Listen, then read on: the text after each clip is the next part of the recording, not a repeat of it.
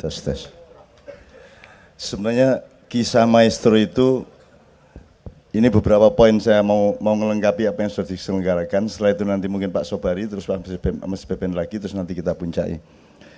Jadi ketika saya sama Ari Blodong itu recheck tempat pementasan di Napoli, di Conservatorio di Napoli, D-nya bukan bahasa Indonesia. Itu satu pusat musik klasik di mana hampir semua pemusik klasik pernah pentas di sana ya, Mas Blodong ya.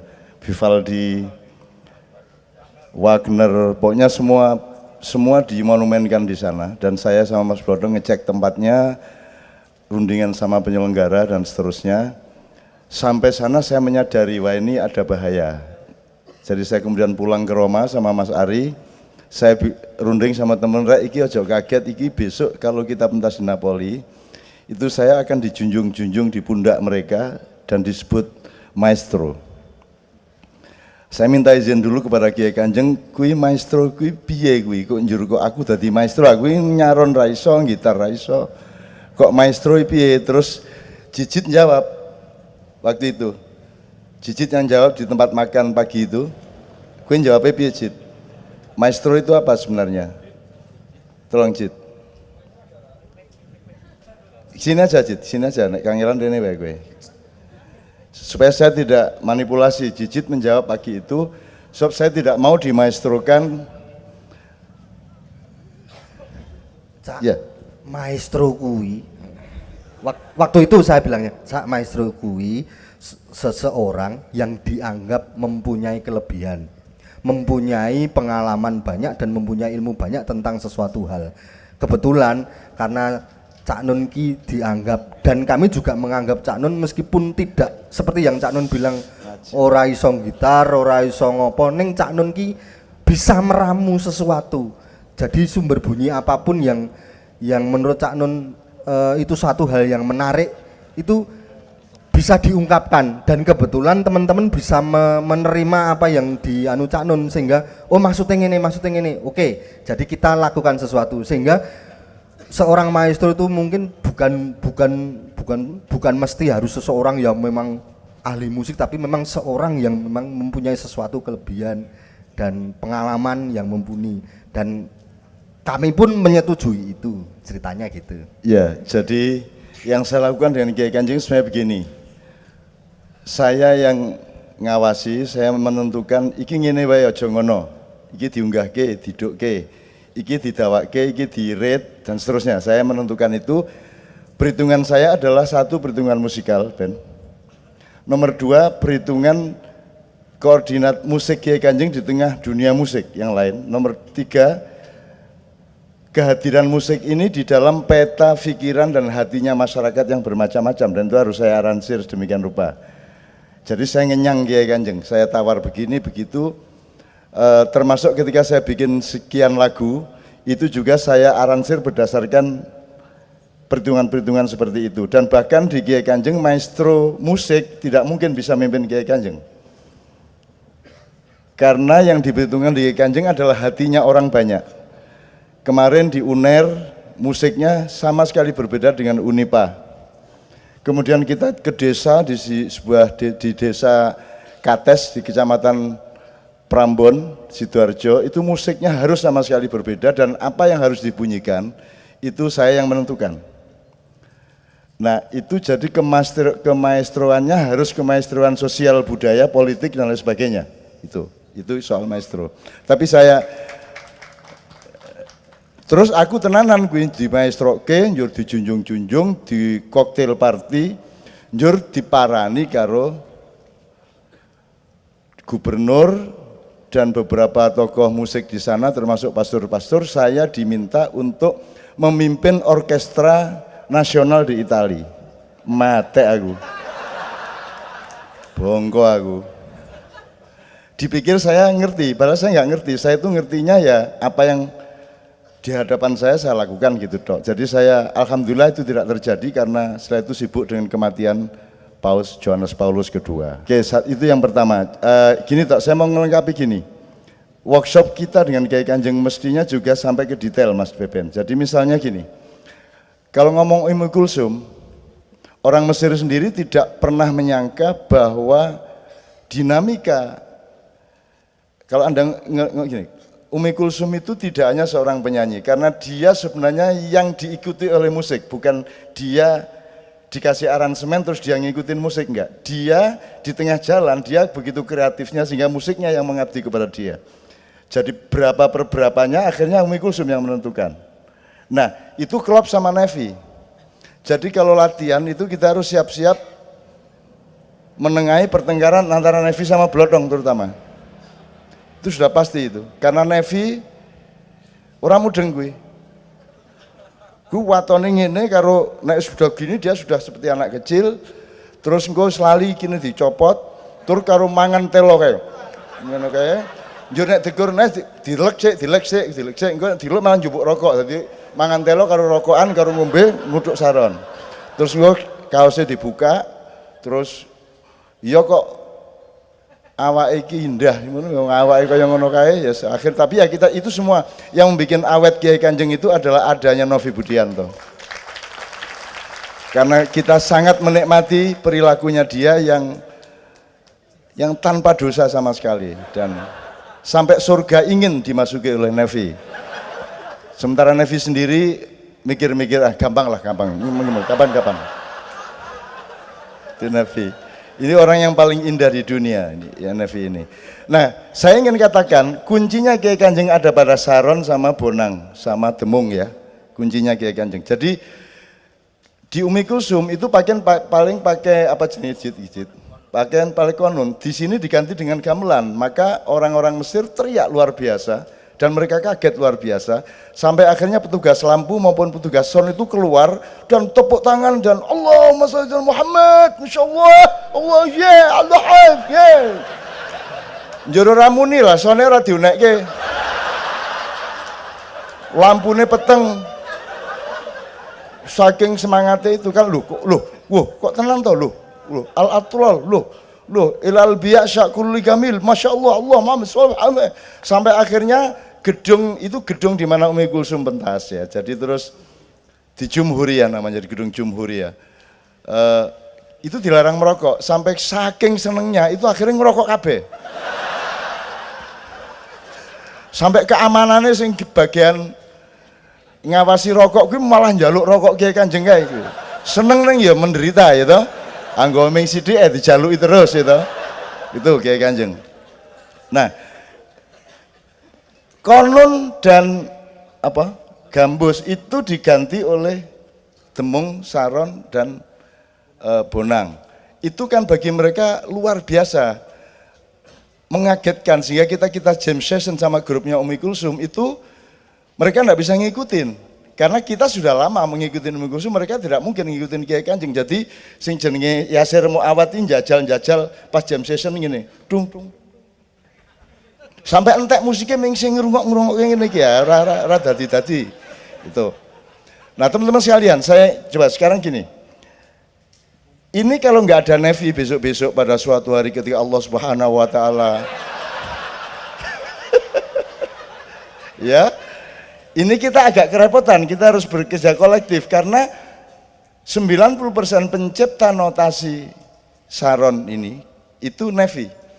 Dan hanya jiwanya Nevi yang bisa seperti itu. Jadi guru istrinya Nevi itu guru SLB. Ya. SLBC, sekolah luar biasa. Yang C yang paling terbelakang. Akhirnya kita paham, oh pantas bojone jan siswa SLBC gitu ya. Pantas hanya seorang guru SLB yang bisa meladeni suami seperti Nevi. Gitu. Kita paham setelah mengetahui istrinya adalah guru SLBC itu tadi. Karena memang perilakunya ya di tengah kita sudah Facebookan habis-habisan, bantah-bantahan, lempar-lemparan batu, Nevi dibikinin Facebook oleh Mbak Via. Terus dia mendekati Mbak Via dengan takut-takut. Mbak Via nyun sewu nggih. Niki Facebook niku iurane pinten bersasi.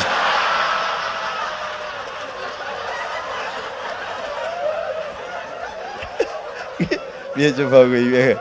Kaya ngono jenius musik gitu. Facebook. Ini sambil dagel tapi tetap ya nanti diterusin ya. Jadi Pak Nevi ini keindahan yang kalau Anda tidak ikut menesal. Ina saya tambahin supaya sambil menjelaskan sambil kita dapat ilmu ya. Jadi Kiai Kanjeng ini teman-teman sekalian beberapa kali sudah membubarkan diri. Sudah membubarkan diri dan itu kita ndak eman, bubar ndak masalah. Urip gak masalah, mati gak masalah.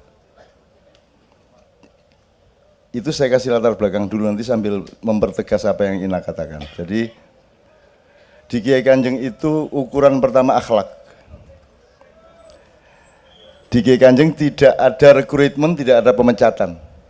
Ya, tidak ada narik orang masuk dan tidak ada nyuruh orang keluar.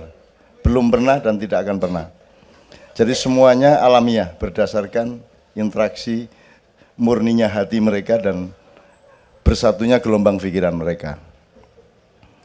Pelanggaran nomor 1 akhlak. Akhlak itu bisa soal perilaku pribadi, bisa soal menyalahi komitmen segala macam ya. Sebelumnya saya jelaskan dulu. Kenapa bukan akidah nomor 1? Kok akhlak? Jadi mestinya kan akidah, akhlak, martabat. Jadi hitungan Kiai Kanjeng nomor 2 martabat. Jadi Kiai Kanjeng tidak akan pernah menerima pementasan semahal apapun kalau itu mengganggu martabatnya. Nah martabat ini kita rumuskan terus-menerus bersama-sama. Kita tidak bisa menjadi bagian dari sebuah kepentingan, misalnya kelompok politik tertentu. Jadi ada teori sosiologi bahwa di Indonesia sekarang sebenarnya segala sesuatunya tergantung kepada sambung tidaknya bupati sama rakyat yang paling kecil di bawah, dan itu saya pandu benar. Jadi bupati saya naikkan untuk menciptakan formula kepemerintahan dan formula pengelolaan komprehensif seluruh segi pembangunan dan manusianya. Kalau akidah nanti dulu, akidah ini tidak jadi pemikiran, karena begini teman sekalian, kalau Anda milih kafir, Anda milih Muslim, Anda milih Kristen, Anda milih Buddha, itu Anda tidak bertanggung jawab kepada saya dan kepada siapapun. Yang berhak meminta pertanggungjawaban Anda adalah Tuhan. Jadi yang selain Tuhan jangan ikut-ikut. Jadi saya tidak akan mengkafirkan orang, karena itu bukan hak saya untuk mempertanyakan atau meminta pertanggungjawab. Jadi kalau akidah itu urusannya vertikal. Yang penting outputnya akhlaknya baik. Jadi Kiai Kanjeng ini jangan pikir yang santri cuman Islamianto saja, yang santri beneran lah. Dari pesantren, ngajar di pesantren, kiai, imam ya pemenang karaoke dangdut se-Jawa Tengah. Ya. Yo, alah, Jijit Joko, gue ya ming gendo Malioboro aslinya. Ya. Ini semua ndak ada, yang santri ndak ada. Dan kita tidak pernah mempengaruhi mereka untuk sholat atau tidak sholat. Karena kita percaya kepada cuaca, kita percaya kepada aura, kita percaya kepada iklim. Yang tidak dilakukan Indonesia adalah menciptakan iklim yang resonansinya ke seluruh dunia. Karena pemimpin kita ndak punya uslub, ndak punya balaghah. Uslub itu tata komunikasi dan sastra komunikasi.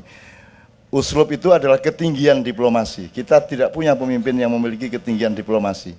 Ngomong swadaya pangan, dia lupa bahwa itu menyakiti negara-negara yang kita import. Ya garam, ya beras, segala macam. Dia tidak berdiplomasi sama sekali. Jadi nggak ngitung. Saya punya banyak sekali catatan dari yang saya bilang tadi, buku yang dipakai oleh pemerintahan kita sekarang, yang pelaksanaannya sama sekali tidak berdasarkan prinsipal orkestra musik. Tapi itu nggak usah kita perpanjang. Saya kembali ke Kiai Kanjeng. Jadi saya tidak tanya, Pak Is, Toto itu bersama saya sejak Kedung Ombo, saya ngurusin bertengkar sama Pak Harto dan kejar-kejaran sama tentara, sama polisi, sampai tidur di sawah segala macam yang kasus tahun 80-an akhir itu. Saya tidak pernah tanya kepada Toto agamanya apa. Baru ketika Kiai Kanjeng saya ajak umroh sama Mbak Via, Toto SMS Zaki, Zako aku ora dijak. Loh, Islam toh? Wah. Ternyata dia yang paling khusyuk di sana, dan Zainul Arifin yang begitu santri, begitu ahli zikir, sholawat, itu di sana ngikut Kiai Haji Toto Raharjo. Coba gue. Jadi menentukan tawaf wis ping pira itu ngikut Toto. Dan yang nangis pertama melihat Ka'bah Toto, gue absurd tenan. Absurd. Absurd ya, dan sekalian ya. Jadi saya tidak pernah bertanya. Saya percaya kepada manusia dan saya tidak boleh kalau dia menjadi orang Islam karena saya tidak mau terdaftar di situ. Dia harus lillahi ta'ala dengan, jadi menjadi apapun dengan landasan Tuhan secara otentik gitu. Jadi makanya saya tidak mau jadi kiai karena saya tidak mau ada di antara Anda dan Tuhan. Karena di antara Anda dan Tuhan harus kosong. Satu-satunya yang boleh jajar sama Allah di situ adalah Muhammad Rasulullah SAW. Saya tidak mau terlibat di dalam daftar gangguan terhadap orang sholat. Orang sholat dalam arti syar'i maupun sholat dalam arti sosial, dalam arti kebudayaan dan seterusnya. Jadi di Kiai Kanjeng ini akidah kita biarkan tanpa kita mempengaruhi mereka untuk menjadi orang soleh. Meskipun ada lagunya kalau untuk taman aku anak soleh, rajin ngaji, apa? Rajin sholat. La ilaha illallah, Islam, yes. Nah, ada gitunya. Tapi kita tidak pernah mempengaruhi. Tapi lambat laun Anda akan melihat loh, mereka ini santri ternyata. Karena mereka memang santri, hatinya suci kok. Saya nggak ragu-ragu ngomong suci, Mas. Pertama Anda ngomong otentik dulu. Kalau otentik itu berarti Anda murni. Kalau Anda murni berarti Anda asli. Kalau asli itu suci. Ya memang begitu. Suci itu bukan milik Allah. Suci itu, loh kita setiap hari harus mensucikan diri kok. Ragu-ragu ngomong suci.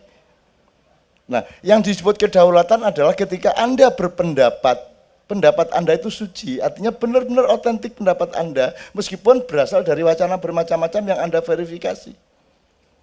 Menurut teorinya Sabrang, negara kita ini aja mutanajis.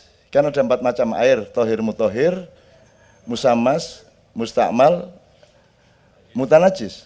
Jadi air yang untuk wudhu itu 1 yang suci dan mensucikan, 2 tidak bisa dipakai wudhu karena dia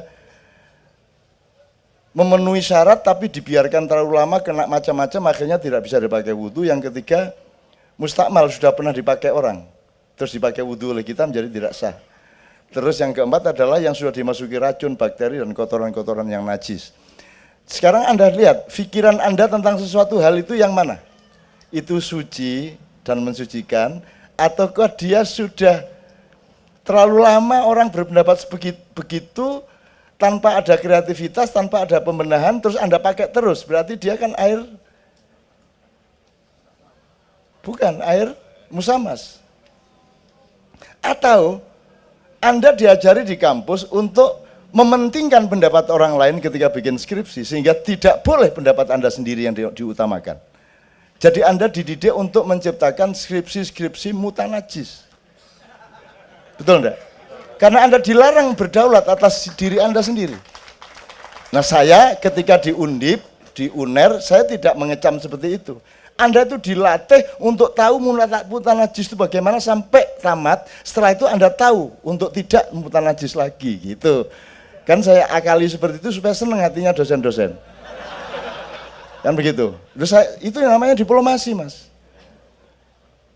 Jangan orang mau mati dibilang ya kamu insya Allah ya kata dokter sih 3,5 jam lagi ya. Sekarang tobat. Masa gitu kamu? Kan kita harus berdiplomasi. Kita harus menciptakan kenikmatan yang maksimal yang sifatnya halal dan thayyib atas setiap manusia. Nah, ketika Anda berpendapat tentang kesenian, kebudayaan, jazz itu kenapa dia improv? Karena dia ingin mensucikan diri terus. Karena kalau dia seperti CD, berarti dia mustakmal.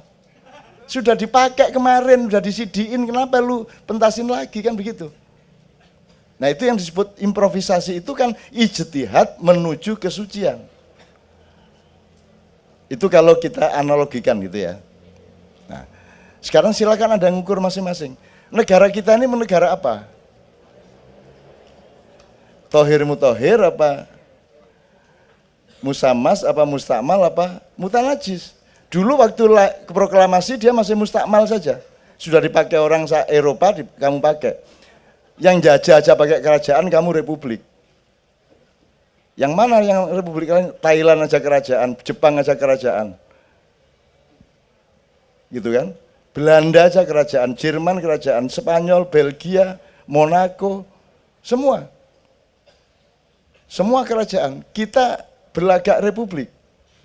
Tapi itu pertolongan Allah kepada kita karena rajanya juga kacau. Jadi sudah hidup itu muter-muter. Jadi Anda tiap hari harus improvisasi, terus-menerus menemukan yang terbaik dari yang buruk-buruk ini.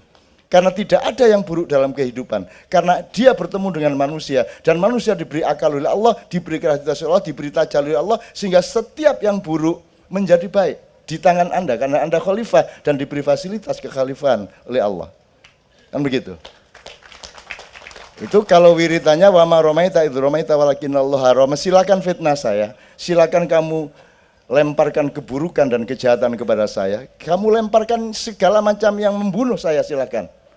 Saya tidak memiliki nyawa saya, sehingga saya tidak akan punya hak untuk marah kepada orang yang membunuh saya. Tetapi kamu berhadapan sama yang memiliki nyawa saya. Gitu loh teman sekalian ya. Ini ilmu tentang itu. Dan Kiai Kanjeng teman-teman sekalian, kamu pikir ini bertaruh susu anaknya untuk berani menjadi Kiai Kanjeng. Bagaimana wong kita tidak punya gaji? Mereka punya anak jijit 6, anak 5 jijit. 5 apa 6? Oh 4. Oh sing loro duyul ya. Ya. Joko 2, Imam? Jadi coro kabeh ya ta? Oke, di kamar mandi ya ta? Oke.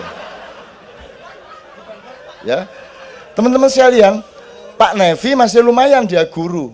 Ya lumayan dia puskesmas gajinya sangat kecil tapi masih bisa beli beras. Lainnya Pak Joko, Gianto, Saryanto, Doni, Imam. Blodong lumayan dosen. Nek Joko SP kuwi. Terus bagaimana kita berani hidup dengan Kiai Kanjeng? Kita tidak bikin proposal, kita tidak mengajukan untuk berkarier, kita tidak punya jaminan apapun untuk dapat nafkah. Ini bertaruh nyawa anak-anaknya, teman-teman sekalian. Apalagi saya. Gitu loh. Jadi kamu pikir ini pemusik, bukan, mereka orang yang berani mati untuk membuktikan bahwa Allah bertanggung jawab dan sayang kepada orang yang cinta kepadanya. Gimana? Mau hidup bagaimana Jijit? Apalagi Jijit ini punya problem meripatnya anaknya, Bu Jijit punya problem, terus bagaimana? Bagaimana jamin sampai 22 tahun mereka berkumpul? Hidup dari mana? Siapa yang jamin? Sponsor enggak ada. Semua orang berpikiran Kiai Kanjeng itu punya sponsor tetap. Dan benarlah mereka, sponsor tetap itu namanya adalah kasih sayang Allah Subhanahu wa taala. Nek enggak disayang Allah, bagaimana mereka bisa hidup? Termasuk saya. Dan seluruh kegiatan Ma'iyah itu betul-betul adalah bukan uji nyali, bukan. Yang saya uji itu bukan keberanian saya dan Kiai, yang saya uji itu adalah bahwa Allah itu benar ngomong, dia bertanggung jawab kepada hambanya. Dan itu saya ingin buktikan bahwa Allah benar-benar bertanggung jawab. Dan kalau harus mati untuk membuktikan tanggung jawab Allah itu, ya sudah, enggak apa-apa mati, apa sih angele mati. Enggak usah mati, mati dewe, kan gitu. Jadi ini bertaruh, Mas. Nah, Sabrang itu sekarang mulai merasakan anak saya itu. Sudah nangis di depan saya. Ini Leto ini kelihatannya sudah kena sawabnya Kiai Kanjeng. Karena dia juga tidak mau karena kita ini tidak mau, kita ngomong martabat ya, kita tidak pernah mengajukan proposal. Wah, iki poso iki gitu ya. Kita berpuasa sekitar 7 jam lah di situ ya. Loh, saya ke belakang, loh. Ono ya arek-arek ki nggone iki. Mbok celkunik terus ono lawang seret metu mereka. Ada aja tempatnya untuk merokok. Mungkin sebelumnya belum ada, tapi malaikat kan sayang terus buka ke malaikat gitu. Bisa loh mereka. Kecuali di Australia. Di Australia Suatu saat di homestay, jadi masing-masing Kiai Kanjeng dua orang, diminta oleh masyarakat Australia untuk nginep di rumah, banyak rumah, terus diambil 2 orang dibagi gitu kan. Nah Pak Nevi kebetulan tuan rumahnya tidak merokok. Nah, Pak Nevi bingung dia, akhirnya cendeloi dibuka ini segini.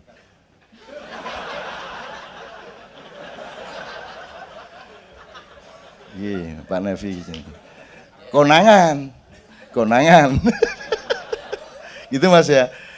Dan itu semua tidak ada transaksi Mas, kita ke luar negeri Mas, tidak ada transaksi. Dan itu saya sedih sebenarnya, saya sedih. Dan ada pertengkaran juga di antara kita.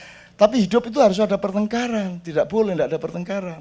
Karena kadang-kadang pertengkaran itu seperti yang dibilang Cicit, dibilang Joko tadi, kalau ideologi harus pertengkaran. Di Madura ada yang namanya caruk ya Pak Muzamil ya. Caruk itu kan masalah martabat. Milih mana Anda rumah tangga yang bertengkar tiap hari mengganggu tetangga-tetangganya, lempar piring, apa meneh ya? Mecah kaca, gelas dibanting, segala macam sehingga tetangga dengar semua karena salah seorang di antara mereka selingkuh. Sementara rumah di sebelahnya tenang, ada lagu yang mengalun, tentram karena kedua-duanya selingkuh. Anda milih yang mana? Anda milih yang mana? Jadi Anda sekarang jangan ada gerakan kedamaian, gerakan keadilan, karena kuncinya itu keadilan. Kalau ada keadilan akan damai. Damai itu akibat, bukan sebab. Sebabnya adalah keadilan dan ketertataan. Halal bihalal, ridho biridho satu sama lain, maka efeknya damai. Sama dengan gotong royong, jangan ayo kita gotong royong, tidak bisa. Gotong royong itu efek, dia sebab, dia akibat. Orang dengan rela akan gotong royong kalau ada interaksi sosial yang memang transparan dan adil satu sama lain. Maka orang dengan sendirinya gotong royong. Tidak bisa ada gerakan gotong royong nasional, tidak bisa. Wong kamu tidak adil kok. Itu loh teman sekalian. Nah, Kiai Kanjeng ini kenapa bubar? Sebenarnya bubarnya itu kita ringan-ringan aja. Pokoknya Toto sebagai Presiden Kiai Kanjeng, Toto Raharjo tadi. Wes bubar wae, di SMS semua. Yang sing ora setuju segera ke rumah Toto. Ya teko kabeh. Jadi ora sudah bubar toh, sederhana. Tapi kan sudah kita tempuh keberanian untuk tidak. Nah kita ini kan takut untuk tidak. Sampai mencuri, sampai deposit, sampai segala macam karena kita takut tidak. Bahwa tidak itu Anda butuhkan supaya iya itu datang dengan murni. Anda harus la ilaha supaya dapat ilallah. Anda tidak pernah la ilaha dilatih, bagaimana mau ilallah? Padahal Allah sudah kasih Ustaz tiap hari itu 5 kali. 5 kali kalau masjidnya 10 berarti 5 kali 10. 50 kali. Jadi Anda itu hidup itu pokoknya temukan hal-hal yang membuat Anda kagum sama Allah. Gitu ya. Lihat kuku, lihat misalnya imam lihat wajahnya kagum. Allahu Akbar, Allahu, gitu kan? Nah, adzan tadi hatinya adzan Allahu Akbar, Allahu Akbar. Terus maka terus dia akui kembali Allah. Asyhadu alla ilaha illallah wa asyhadu anna Muhammadar Rasulullah. Kan gitu? Itu karena dia kagum. Kemudian karena dia sudah mengakui, kemudian dia saya tak sholat beneran, hayya ala sholah, hayya ala falah. Setelah Anda kagum, terus Anda bersyahadat, terus Anda sholat, Anda akan dapat kemenangan, hayya ala falah, hayya ala falah. Ini orang cari kemenangan, jojuk hayya ala falah dok. Enggak pakai Allahu Akbar, enggak pakai syahadat, enggak pakai hayya ala sholah. Hayya ala falah ini tiap hari kita dikasih strategi oleh Allah untuk menang. Tapi enggak pernah waktu azan tuh enggak pernah mikir artinya. Ya apa ini? Kalau ibarat orang bersuami istri itu mestinya kan sama istri itu kan bismillahirrahmanirrahim, alhamdulillahirrahmanirrahim terus diterapkan. Bersyukur kepada Allah dan terima kasih kepada istri, ya Allah. Istriku karena ada kau maka hatiku tenang. Aku ada tempat untuk pulang kalau capek dari kantor kan gitu. Alhamdulillahirrahmanirrahim. Apalagi kau penuh kasih sayang kepadaku kan gitu.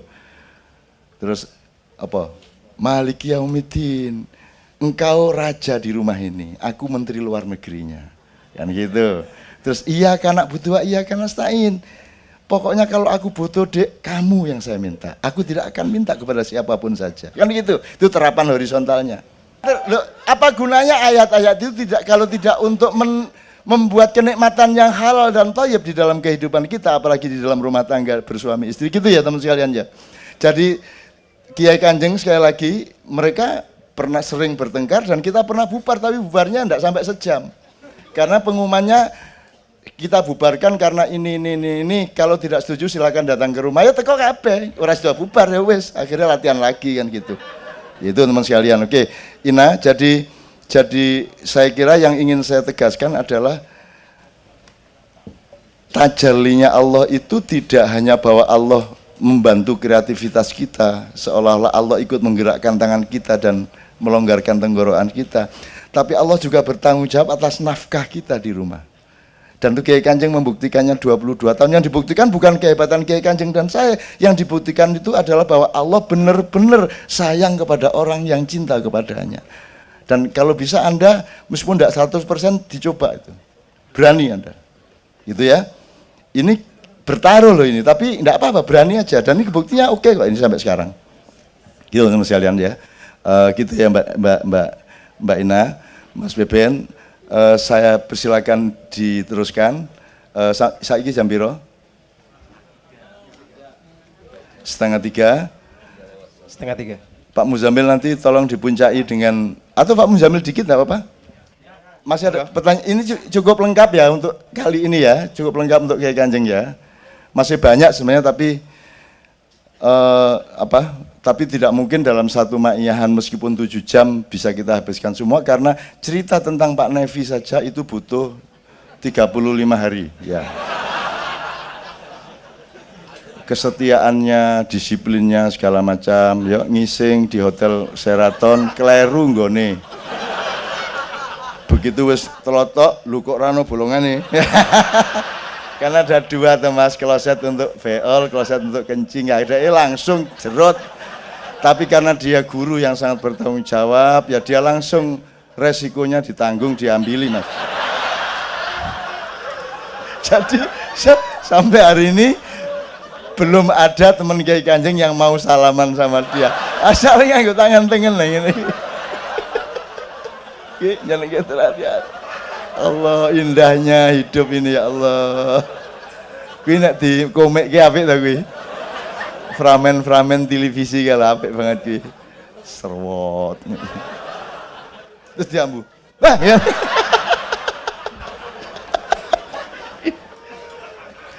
Oh alah, Nevi.